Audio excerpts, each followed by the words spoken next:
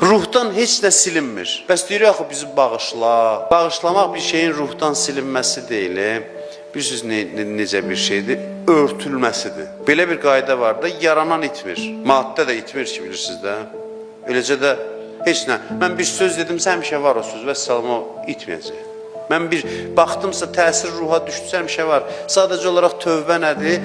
Allah görməməzliyə vurur, onun üstünü örtür.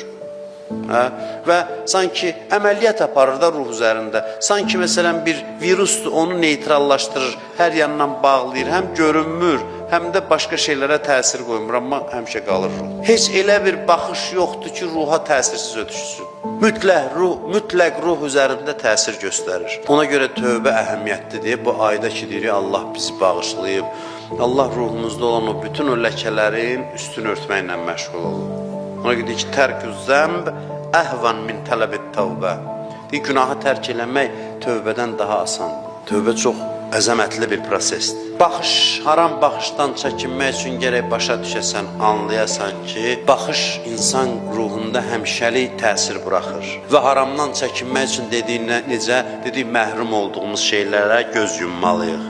Allah bilmirsiniz nələr eləyir. Loru dilindən, sadə dilindən desə, Allah özünü öldürür bizim üçün, əgər biz məhrum olduğumuz şeylərə göz yumsaq. Ramazan ayı